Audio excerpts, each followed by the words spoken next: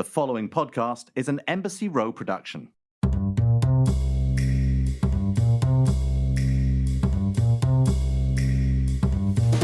Hey everybody, I'm Marc Lamont Hill, owner of Uncle Bobby's Coffee and Books. I am a professor, a scholar, and most importantly, a book nerd.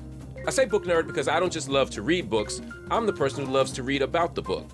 I love hearing authors talk about how and why they wrote the book, and I love talking to other book nerds about their favorite books. That's why I started Coffee and Books. It's a podcast all about books. Every episode, I sit down over a cup of coffee with the world's biggest authors to discuss the most interesting, controversial, fun, and important books.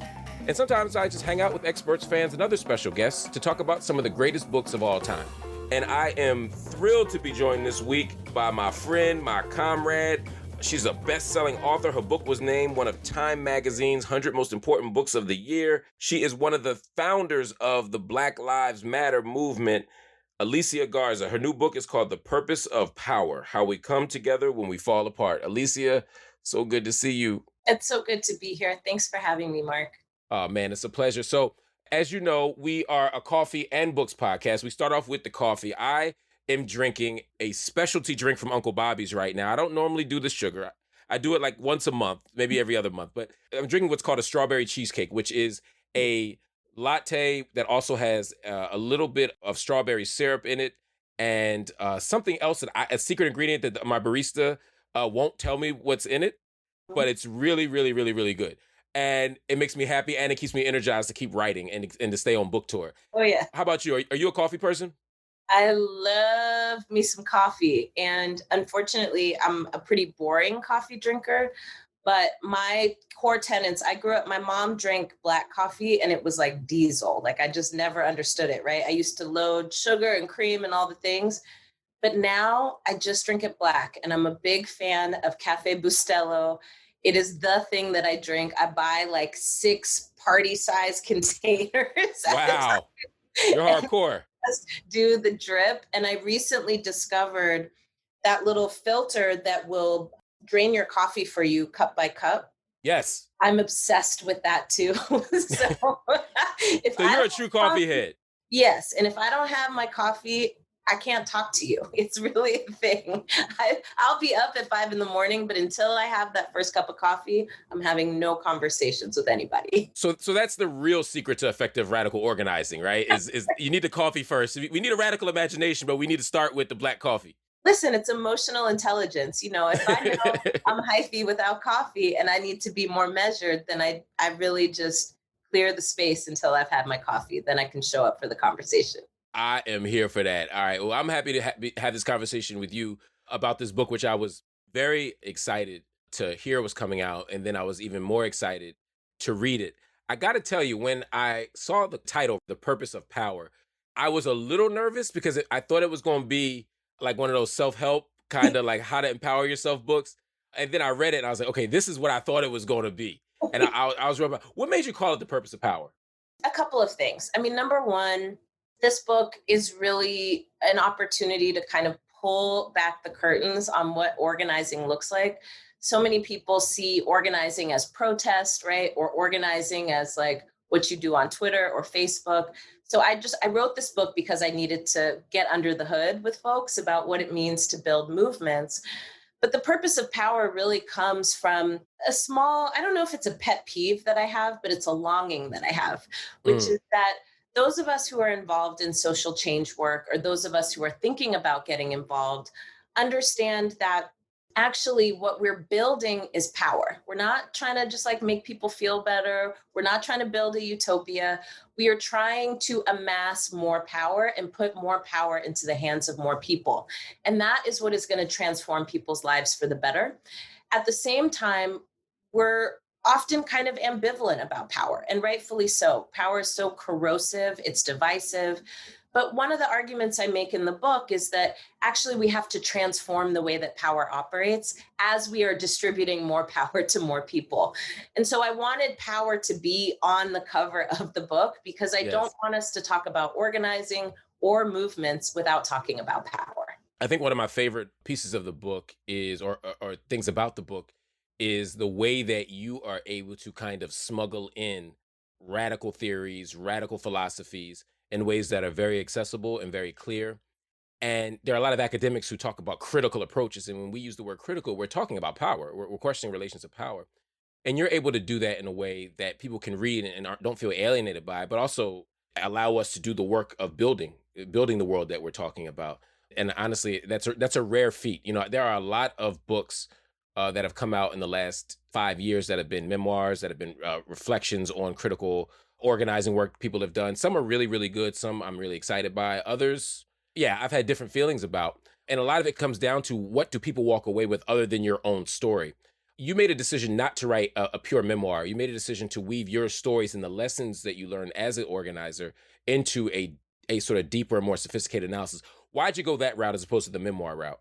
First and foremost, what you just said about my book means so much to me, because I spent 3 years crafting, refining, because I didn't want it to be a self-help book. I didn't want it to be the, 10 steps to building a movement. Like, I don't believe in those kinds of things. And as an organizer, it pains me sometimes when we try to promote shortcuts to things that, like, nobody has been able to figure out yet. So this 10 steps to power thing doesn't work for anybody, and it doesn't benefit us. I think the other thing is, I really wanted to actually write a book it's for activists, but it's actually not written for activists. I say that intentionally because it's like interesting. You read all the things about what people are saying about your book, right? Yes. Yes. And people also want to make sure you read it, because some people are froggy like that. So they tag you. You ain't never lied. And somebody, did a reading of the book, and they were clearly somebody who came up in the Black radical tradition, and they were, in their feelings about the fact that I didn't talk about George Jackson. And because I'm from Marin County, I should know about George Jackson. I was like, of course I know about George Jackson, but that's not the point of the book. The point of the book is also to let people in who are not already a part of our circles, who are not already engaged in transformative organizing. And it was important to me to have a book like this, because it's the book that I wanted when I was first starting out and was looking for everywhere and couldn't find. It was like, I could either try to get up to the level of Angela Davis and her critical theory, which, you have to read her stuff like 4, 5, 6 times. I'm still reading it. Yeah, there's layers to the stuff, right? And I also didn't want it to be a memoir, because honestly, I'm about to turn 40 in January. I still have a lot of life to live. I don't feel like I'm ready to write the memoir. But I wanted us to actually engage in a practice of situating ourselves in history. And I couldn't ask somebody to do that without doing it myself. And I was hoping that that would be a more accessible way for people to start reflecting on the ways that they've been shaped and how they are shaping the world, and what that might mean for their role in a growing and ever expanding social movement like this one. One of the things you just talked about was sort of accessing people who aren't already, quote unquote, there. And I think that question of mode of address, or who does this book think you are? Who does this text think you are? Is an important one. Like you said, some are written for sort of people who are already in the radical tradition, steeped in it. They know all the stuff, and we're kind of preaching to the choir. Other folk are making sort of victory narratives for white liberal audiences. Yes. Just saying. And you're doing something more interesting. I mean, obviously, white liberals can read this book and learn and get stuff from it, and people who are vets in the movement can learn something from it. But you're not just writing to a certain audience, but you're also making an argument that we have to hold space or create space for those who are still going through this journey, who are still processing this stuff. Talk to me a little bit about why that is a project worth undertaking. Mark, some of it for me is, I've been in this work for a long time. BLM is not my first rodeo, but there is a unique character to the last 7 years. And I was exposed to fights, campaigns, struggles that I had never been exposed to before.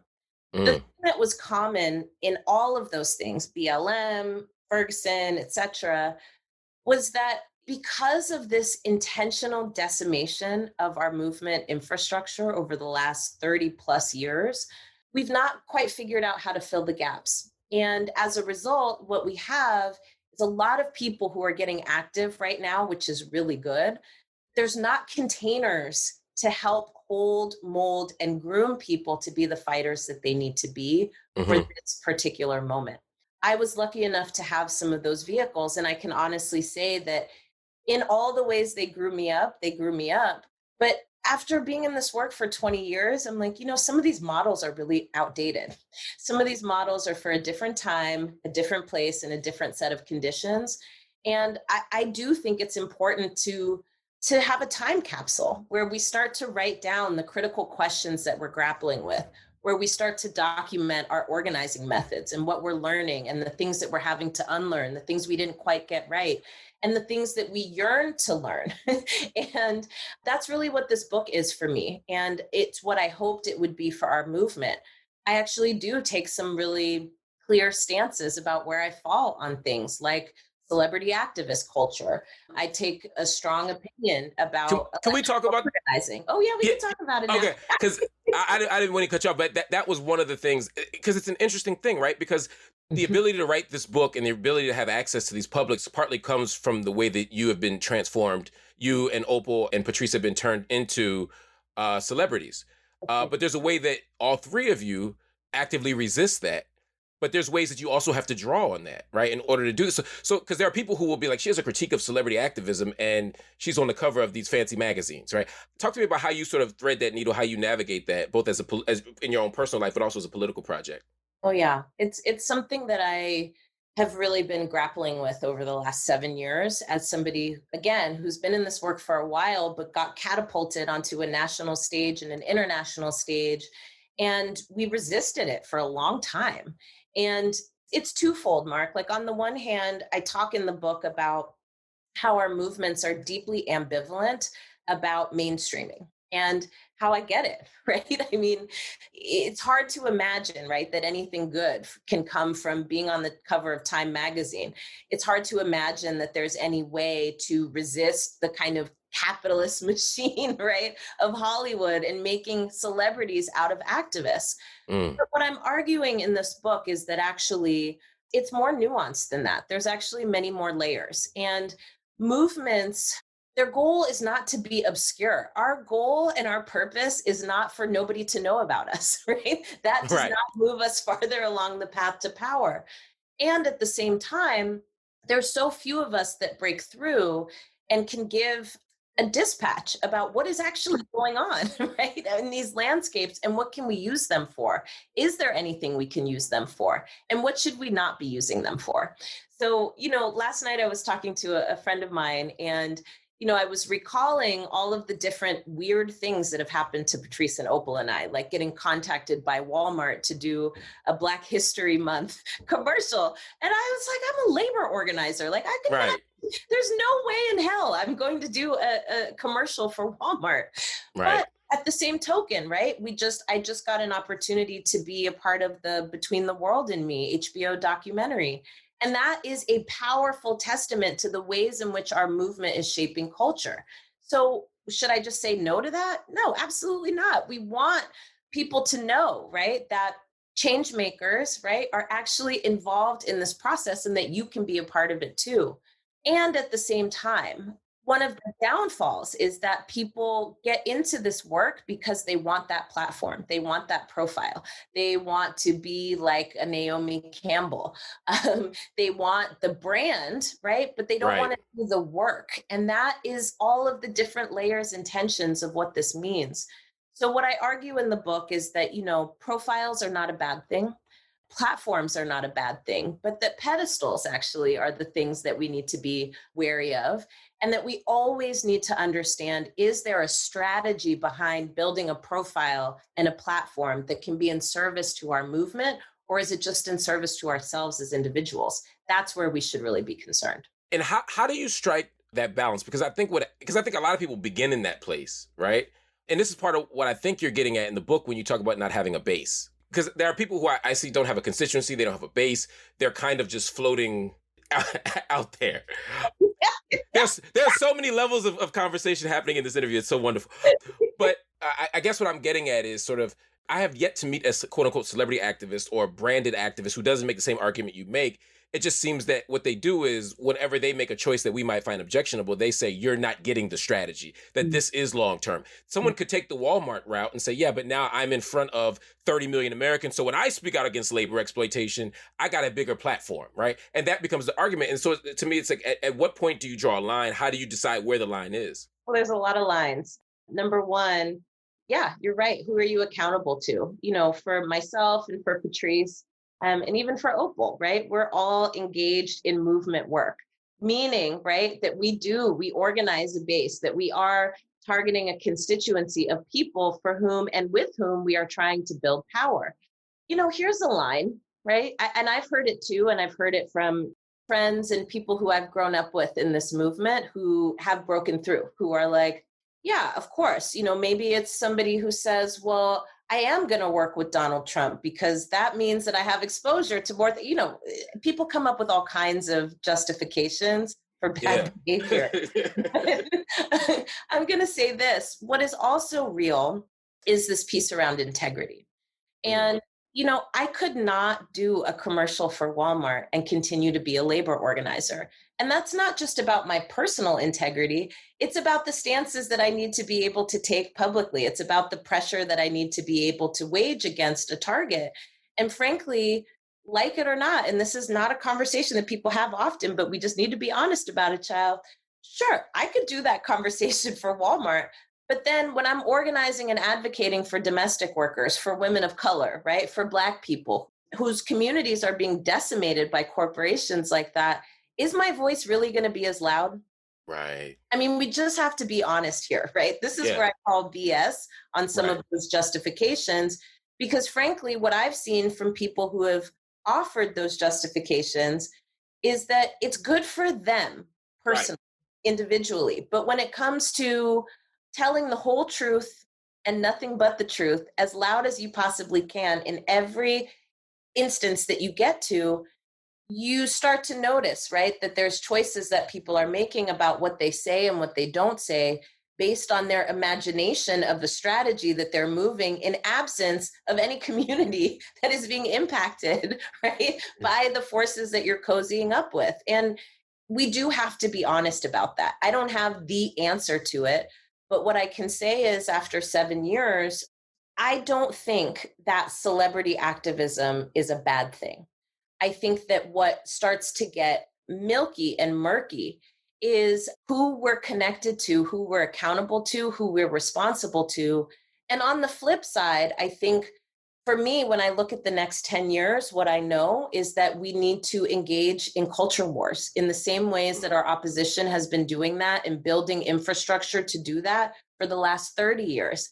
That will not come, right, if we are largely agnostic about the places where people develop and design their ideas and the ideas that help them navigate what kinds of actions they take, what they support, what their values are. We have to contend for power in that space too. And it has to be an honest interrogation of how we're doing it and who we're doing it with. Is it possible for power to be distributed in ways that are healthy, just, humane, or are we in a perpetual state of negotiating unjust power relations? For the next period, we are in a constant state of negotiating in an unhealthy power dynamic. But I think this really does depend on the strategy of movements, not only what we are dismantling, right, but also what it is that we're trying to build.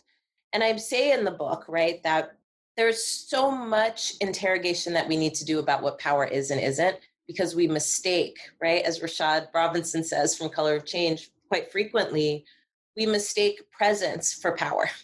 Yes. Yes. Presence is not power. I talk in the book about empowerment versus power, right? Where people tend to lean on the side of like, well, if I feel good about myself, then I'm powerful. No, you're feeling good about yourself, and that's a good thing, right? But when you walk out your door, the conditions in your community aren't changed by you just feeling good about yourself. It is the hard conversation that we have to have about the way our society functions, but it's also a hard conversation that we have to have about what gets in the way of changing it. And for me, one of the things that I really wanted to get across in this book is that we have to do both things. We have to hold what it is that we are trying to take apart, and we're going to have to operate in that space for a while. And it's not that we have to get comfortable with it, but we have to get nimble about it. And then on the other hand, we also have to step into roles of leadership. And that's the thing that I feel like we have the most ambivalence about. Because the way that we understand leaders and leadership can be so parasitic and so corrosive, we haven't actually done the work to advance a different model. And if we haven't done that work, then people don't have a choice of what they embrace or not, right? You either have this thing that is toxic and corrosive, or you have nothing else, right? So it's built both at the same time. You give us a really important and sober assessment of some of those models of Black leadership in the book in ways that many books don't. I mean, many of us we implicitly identify that there's just, quite frankly, some fucked up people in the world. But you name it, right? And you force us to really consider that everybody who look like us ain't for us, that everybody who assumes a position of leadership isn't doing so for altruistic reasons, and come into terms with what that means to have Black people who are not only indifferent to our suffering, but may be willing to enhance it for their own well-being is a level of political honesty and clarity that I think we do need. Talk to me about how you arrived at that, because you walk us through this a little bit. Talk to me how you arrived at that place through your own political work. I arrived there through organizing. My first real campaign, I was also floored that there could be Black people who were moving an anti-Black agenda, that there could be Black folks who were throwing Black folks under the bus just to get up themselves. And of course, maybe one would think that's naive, but I think the consequences of that, right, is that if we don't make sense of it for people, then they think that this work is not for them. They think that change isn't possible. And for me, I learned a lot of different layers around it. I mean, I talk at length about the work I did in Bayview Hunters Point in San Francisco for over a decade. And I talk about the nuances there. That work grew me up in ways that I couldn't have possibly imagined, but it also made me smarter about strategy. And I never take for granted the notion that not all skin folk are kinfolk. But because I've had those experiences, I build that into the work that I do, knowing good and damn well that there are people who are going to smile at you in your face and then try to cut your neck from behind. Right. Absolutely. That is a part of organizing. And so what I wanted to offer here too, though, is to actually blow it up and say it. Because so often we're not honest about the harmful roles that people play in the process of transforming power. And if we're not honest about it, Mark, we can't learn from it.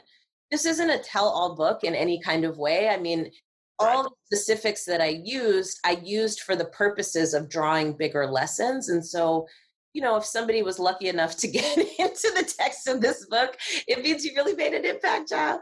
But there's so many more stories that I didn't tell, because there's some things that I'm like, these are stories for us, right? Right. But for the broader public to better understand all the layers and nuances around what it means to fight for power is important, so you don't get disillusioned along the way. No, I think that's super important. And also so that you can be pragmatic as you develop strategy. I was thinking about, for example, this idea of coalition building and saying that there's a way that we are all, even among those of us who we think have good intentions and who love Black people and love freedom, let's even broaden it a bit, and justice. But there's ways that despite that, we can't just partner with any and everybody, and that we have to make ethical distinctions, we have to make moral distinctions, but we also have to be accountable to these bases. So, for example, you talk about not organizing with the Nation of Islam or being reluctant to organize with the nation because of all these reasons, right? Some are simply, look, there's some Christian folk here. But then there's this question of like, all right, we're a coalition of queer folk, and that ain't their politics, right? We're challenging capitalism, we're anti-capitalist, and the Nation of Islam believes in capitalism. I mean, that's their model. They want free Black capitalists, right? But capitalists nonetheless. And then, of course, there's the question of patriarchy, which I want to get into more deeply. But it's like the nation loves Black people, and there's important work that needs to be done. How do you navigate that? So much of it, Mark, was honestly the work of building relationships, because honestly, I knew about the nation, I knew of the nation, but I had never worked with the nation. And so what was happening was I was allowing all of my perceptions to take precedent over my experiences. And Hmm. I think that that's true for a lot of us, right? Like I was saying recently that one of the things I feel so proud of in this last period of movement building is the ways in which I'm seeing new relationships being built with like the NAACP and the Movement for Black Lives. And these are not two institutions that you would put in the same sentence. Absolutely not. And even still, as they're working together, there's like a million things that they don't agree on, but they have figured out what they do agree on and where their interests align. And it actually does make us more powerful. It really does. So I think some of the questions that can come up for people are, well, doesn't working with people who don't share our values dilute our values? And like, well, I think it's on a spectrum, right? Right. And if I'm going to start working with the Koch brothers, right? Yeah, we need to have some conversation about, are our values diametrically opposed in such a way where anything that we could do together would be harmful for the people who we are trying to organize. But in relationship to M for BL and the NAACP, who generally share the same goals, right? Right. Right. Then yeah, some of those things can still remain as differences. You can still struggle through them. But is it enough to keep you from working together? It should not be. So those are some of the ways that I navigate it. But everybody is going to have to keep figuring this out. Again, this isn't a step-by-step book. It is it's a book to help us reflect on experiences that we've had, choices that we've had, decisions that we've made, And failures. and that we learn from them, right? That we actually co-create a new model of what it means to build movements in this time, in this place, and with these conditions.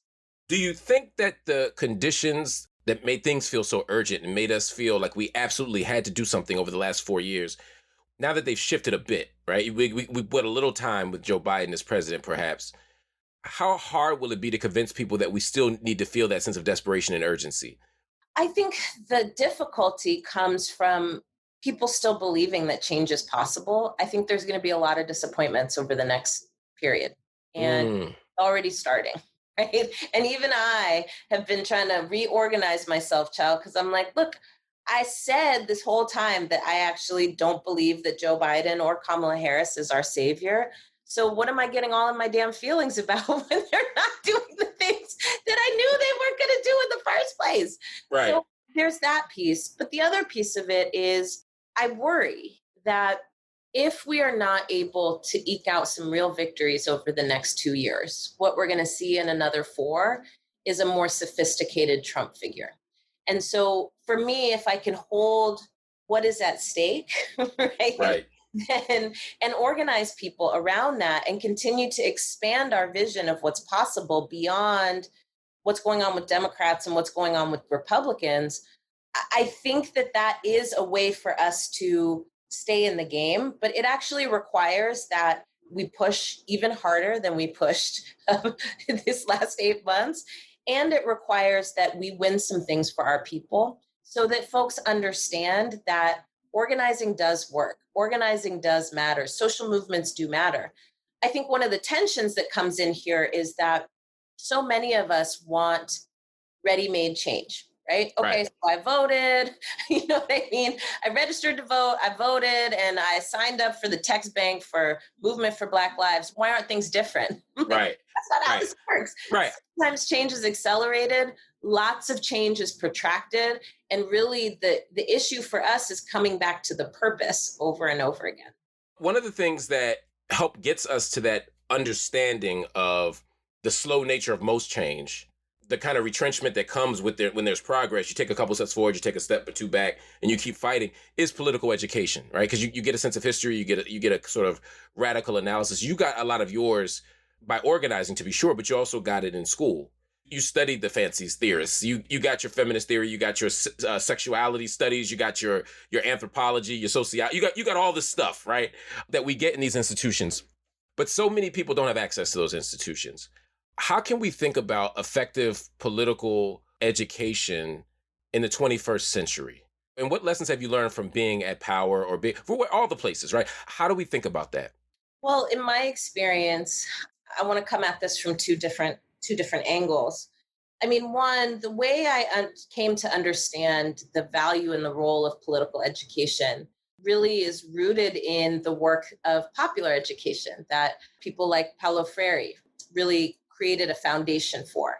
And it's really the notion that the best kind of education that people can get or can have is education that helps them make sense of the world around them and that Yes. places themselves in history. And so the work that I've done around political education includes, developing popular education sessions around Yes. how to understand the economy, how to understand race, how to understand patriarchy.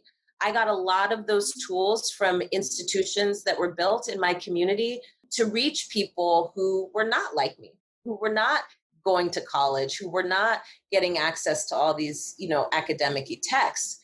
And at the same time, I got pushed by these institutions and through mentors to say, honestly, there are people around the world who could run circles around you as it relates to theory of any type, right? And it has much more to do with the method of learning than it does with the content itself. So there's that. In my work at the Black Futures Lab and the Black to the Future Action Fund, we spend a lot of time making information accessible to people Mm. and not accessible to activists, right? We have a lot of activist institutions. That's important. We are focused on Black folks 35 to 55 who've never been to a protest, you know what I'm saying? But they've been Yes. part of their church for 30 years and they get involved there. Or they, get involved in political campaigns by registering people to vote or volunteering, right? Maybe they're the poll worker, maybe they're, distributing signs. Like our work is to build more fighters, not just to invest in the fighters that we have. There's lots of infrastructure for that. And so what it means is that we're constantly paying attention to our assumptions about how people understand the world. We're constantly paying attention to the images that we're projecting about who we are, right? So, in all of our things that we do, you're going to see queer couples. And we're not going to say, oh, bing, bing, bing, here's a queer couple. We're just going to have a queer couple. Right. You're going to have people in wheelchairs. You're going to have people of different faiths. You're going to have people of different ethnicities. You're going to have trans people. And just create the kinds of containers that make you look, Mm. right? That make you look, but also the kinds that you can see yourself within. And then finally, we've been doing this meme series, right? We do a meme series called What in the Meme is Going On Here, where we break down really complicated topics like redlining or redistricting, right? And we do it in memes and we have literally 2 sentences that explain here's how this works. And they're great because they're shareable, right? So it's the kind of thing that my auntie would send me and say, did you see this? This is a really good example of how to understand this. We're trying to build the kind of container for our folks where there can be multiple entry points. And I think that that is also a function of political education to help people understand the world around them, to help them understand their role, and to start understanding who is responsible for the conditions that they experience every single day and what can we do about it. But so much of your story about organizing is about being in communities, being physically there, being part of movements, being part of physical spaces. One of the questions I always have as I think about navigating organizing in the 21st century is to what extent the digital space doesn't just shift the way we do this work, but maybe compromises it. I mean, I wonder about that all the time. Like your political formation is probably developed sitting with people, building with people, struggling with people, even doing political education in these community spaces, right? Creating these grassroots networks like you did with Power. Like there are these things that you do.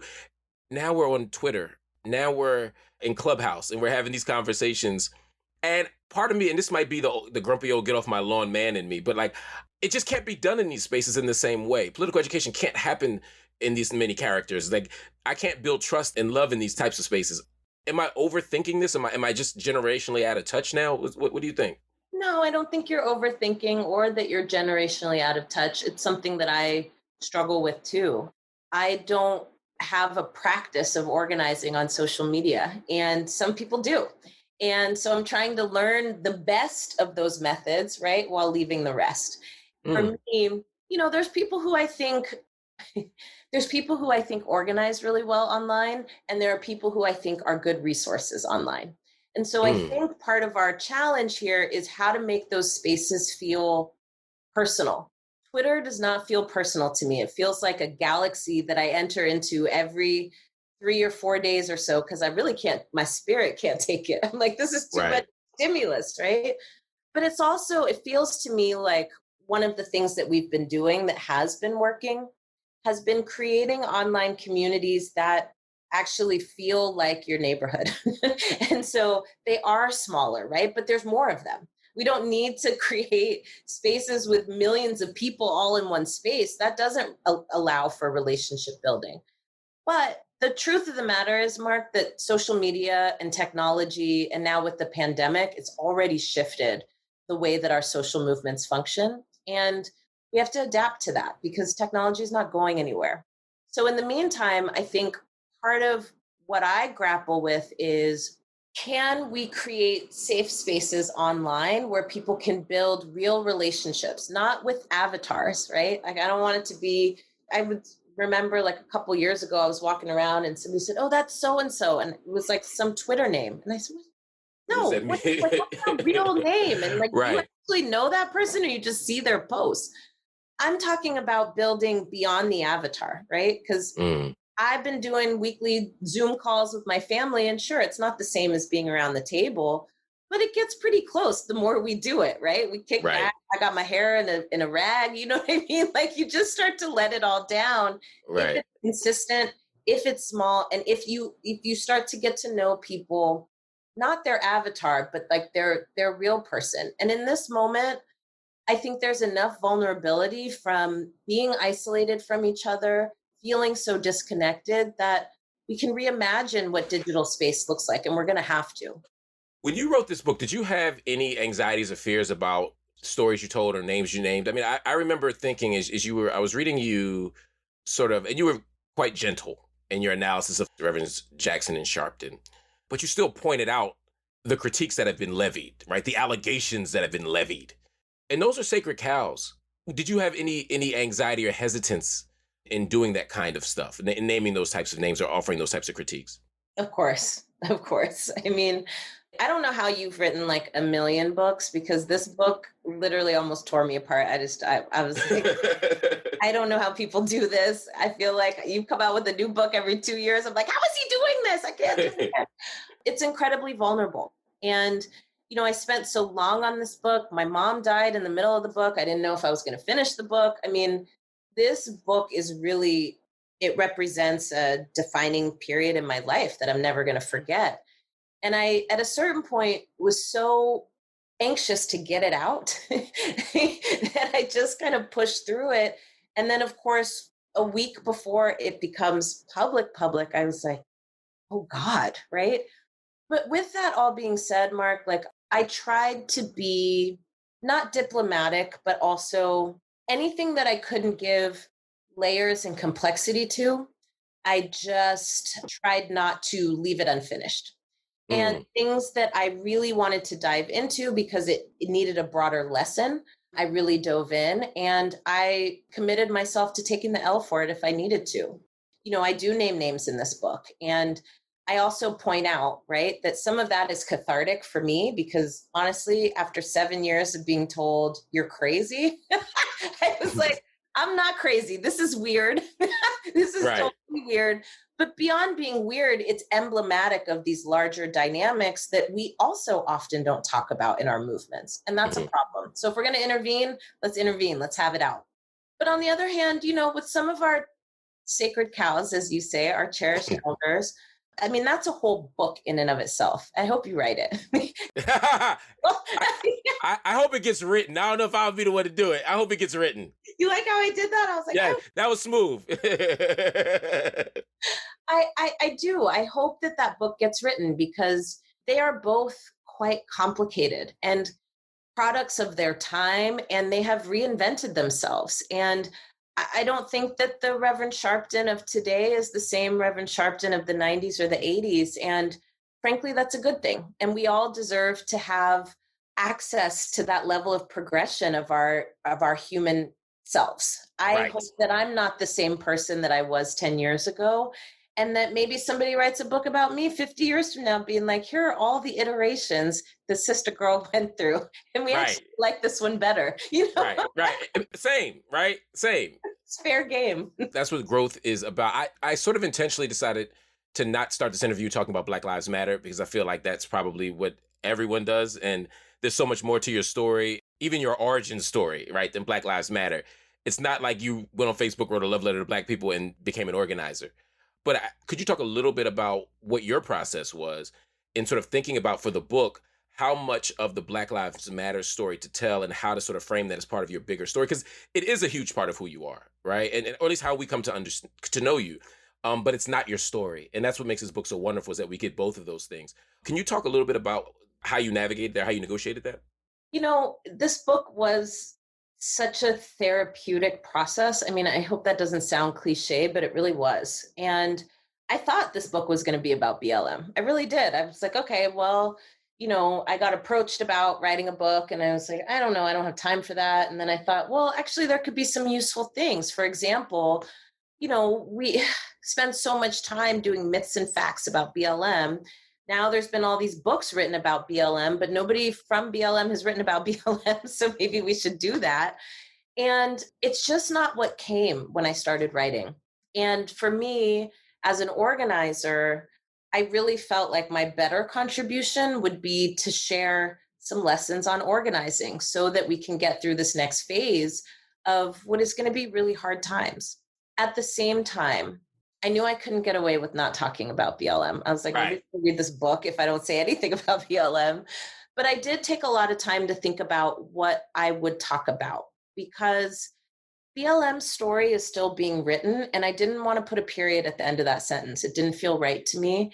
And it's not only my story to write. And I actually say in the book, I didn't write a whole thing about Ferguson either, because I No. really want organizers from Ferguson to write from their perspective about what happened and what's happening and what they thought then and what they think now and what's changed and what stayed the same. Like, we all should have access to that. And I'm so glad you did that, by the way. I got to say, I'm so glad. I went to the Ferguson part and I kind of held my breath a little bit. But you were very transparent about how long you were there, what you did there, what your goals of being there were. And so you give us enough that we understand your role. Because some people will write you out of that story entirely, right? But then other people overstate their role there. I appreciate the way you you navigated that you walked that tightrope quite well. And quite honestly, I don't mean to make it sound like it was a cynical or sort of, you were being like sort of swarthy about it. You were being direct and honest about what you did there and what you didn't do there. That I think was super important. And I think history will serve you well for having done that. Well, I have to give credit for that to so many hard conversations that we've had with Ferguson organizers over the last 10 years. I mean, 7. There's something visceral that happens to you when you are written out of history. And it's not to say that Ferguson organizers didn't get any shine, but it is to say that people have stopped calling. And it is to say that the work is still happening. And it is to say that we have struggled hard over the last few years about, well, why are you getting the shine and we're not getting the shine? Yeah. And we had to land in a couple places, right? Like, number one, I don't control the media. Number two, right? We did build something, and and there is a relationship between us. But can we agree, right, that we are going to be honest about how Black Lives Matter even got there in the first place? And so much of it had to do with the fact that people were telling their story, but they weren't telling their own story. That's how we got there in the first place. And it just so happened that where we intersected was that they were using Black Lives Matter as their banner. And that's something that I created with Patrice and with Opal. So like it or not, child, we are inextricably linked. And with that being said, I was intentional about it because I've learned from the conversations that we've had. I've learned from blind spots. I've learned from seeing with my own eyes just the ways in which people can distort their role in history and how much of an impact that has on us really understanding where we've come from and what happened. Now, there's a whole bunch of stories I want to tell about Ferguson, but I'm not going to. Those are ours. And if a Ferguson organizer wants to tell those stories, I'm gonna have their back 100%, and I'm gonna co-sign it and say I've seen this shit too. with that being said, on your initial question, I wanted to talk about why BLM. I didn't just want to talk about the protests. I didn't want to just talk about controversy. I wanted to actually, again, pull back the curtains and say, look, at the end of the day, a bunch of y'all say we didn't do X, Y, and Z. You weren't there. We actually did do those things. I have receipts. My friends call me the Dewey Decimal System, my friend. I keep receipts, and they are filed and they are organized. Don't ask me to pull a receipt, child, because you know I can. And I wanted to desensationalize BLM in a certain way. I wanted to humanize it. I wanted people to stop asking the same stupid questions that people ask all the time. Right? Why didn't, some labor person a couple of years ago said, well, if BLM had been involved in the election, Hillary Clinton would have won. And I said, if that is your read of history, I actually feel bad for you. I really do. There's a lot of regrets that I have from that moment. But at the same time, I think that the story here is of the progression of a movement and of the progression of a human. And I hope that what that can show for others is to do their own reflection, and for our movement to keep doing those layers of reflection that ultimately will help us get better and stronger and sharper. You talked about co-optation a little bit of the kind of Ferguson narrative. How do you feel about the co-optation of BLM for multiple things, from sort of rogue organizers who may be sort of assigned leadership roles in the movement who aren't, to the way that right-wing media has taken up anything that happens in the streets that they don't like or that they find objectionable? They say that's BLM. In fact, if Black people are outside, it's BLM at this point. Do you feel like people are losing track of who and what the movement actually was? I feel that there are a number of different factors that lead to it being very confusing about what BLM is and what it isn't, who is BLM, who is not. And, early on, we tried to make a bunch of these interventions because we were anticipating that lack of clarity would actually become a vulnerability that would be exploited by our opposition. And because at the end of the day, it also did feel important for people to understand what movements are and what they're not. The right-wing narrative about BLM is not surprising. The silence of our movements about the right-wing narrative about BLM is. And I've had many hard conversations this year. I don't think people understand the level of threat that we experience. And so much of it has to do with the fact that we let these narratives go unchecked. And in fact, sometimes we participate in them. I got some email from somebody recently who was co-authoring an op-ed. It was like a civil rights leader and a political leader. And they were co-authoring an op-ed about nonviolence, and they wanted me to read it over and sign on to it. And I literally had to respond. I said, first of all, this is so harmful. This is so harmful. Like, why are you feeding into these narratives? Like, look, we're not being violent. Right. The fact that you're even putting out this call for people to be nonviolent, it's like, shit, tell the militias not to be violent. If you're going to put this thing out, don't put it at our feet and don't lay it on our backs and then talk about how you have the back of the movement. You don't. You're actually not clear about what your role is and where you stand. And that's not my problem to fix, it's yours. But ultimately, it could become your problem. And that's why you should be thinking about this, because today it's me, tomorrow it's Patrice, but child, next week it's going to be you. And there's not going to be nobody left to raise our voice. And it's cliche, but it actually played out in real time this year. The president of the United States got on a national stage and put out a bullhorn to a white supremacist organization. And people didn't say shit. Like, for the large part, people were like, oh, that Donald Trump, he's wild. No, he's dangerous. Right. And just because he's pumping up this white supremacist organization, but because he knows that their target is us. Yeah. He knows the target is us. Oh, it's sort of weird how normalized this stuff has become. Because there is a way that if George W. Bush stands up and says, Proud Boys, stand up, stand back, whatever, like, the world will be on its feet. But because Donald Trump does it all day, every day, it's become normalized. I'm hoping in the next era we can at least we will become sensitized again to this. Before we go, I want to ask you a couple of writing questions. I mean, you don't identify as a writer before this book, right? I mean, would you say like I am a writer now? Do you not just that you write, but do you identify as a writer? I do. I mean, I think my primary occupation is not a writer, but I am a writer. And it's a skill that I have often used in the service of our movement. I've never written at this level before, not a master's thesis, right? Like my longest paper ever was never as long as this damn book. And I can tell you the first draft of this book was 400 plus pages. Woo! Then they cut it down, child, to about half. And then, of course, I built it back up again because I was like, I don't like how this is redone. You just put it on back. But yeah, this book actually, I think, solidified for me that I need to embrace multiple identities. And one of those is as a writer. We'll add that to the identity politics bin, writers too. What's your writing practice like? Okay, so I learned a bunch of this. Usually what I do, honestly, is something comes into my spirit and I got to get it down. And I don't edit, I just write it. And I have like cadence and language in my head already. So it's literally a matter of having it show up on paper in the way that it's happening in my mind.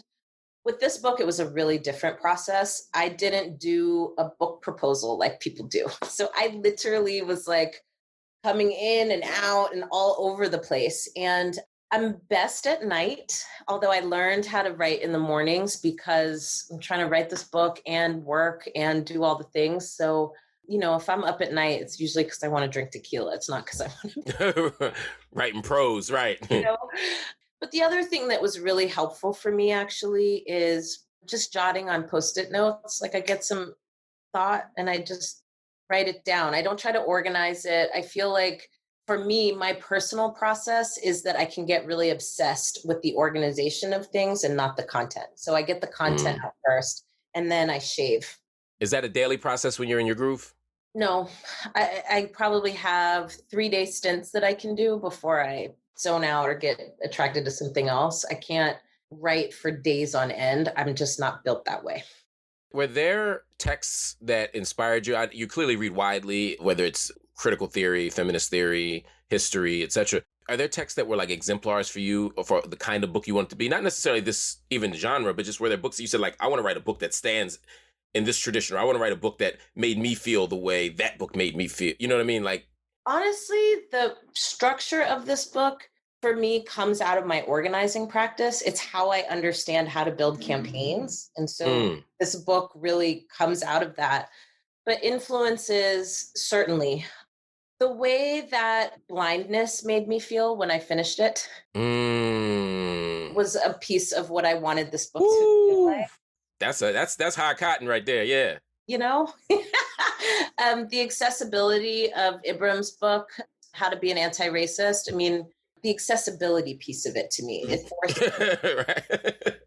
forced me to really explain what I meant by things and try and do so in a way that it didn't take me 8 pages to talk about what racism is, or take me 8 pages to talk about patriarchy. Also, I'm like a big Gramsci fan. It's the nerdiest thing you've said in this is a book podcast, and this may be the nerdiest thing we've heard so far. So really obsessed with Gramsci. So it felt important to me to get some ideas across. And the thing that I struggled with the most was, what real world example can I pull that anybody can step into? But how do I also highlight the ways in which our common sense helped to shape the conditions for what I was working in? So I spend a lot of time on that in the book, and I'm just... No, those are goals. So we had Blindness by Jose Saramago. We Prison Notebooks, Antonio Gramsci. I mean, and How to Be an Anti-Racist, Ibram Kendi. I mean, these are extraordinary texts in their own ways. Which brings me actually to my favorite part of the interview. It's usually my guest's least favorite part. Okay. It brings them torture. It brings me pain. Oh. It is called Buy It, Borrow It, or Burn It. It's starting, y'all. So I will name 3 books, one of which you can buy, one you can borrow, the other you must burn. And your 3 books: Pedagogy of the Oppressed by Paulo Freire, The Prison Notebooks by Antonio Gramsci, and Assata by Assata Shakur. Oh, shoot. One you buy, one you borrow, and one you burn. And of course, we don't really want to burn extraordinary books, but I get to ask them to do it anyway. Okay. I am going to borrow Pedagogy of the Oppressed. Okay. I am going to buy Prison Notebooks.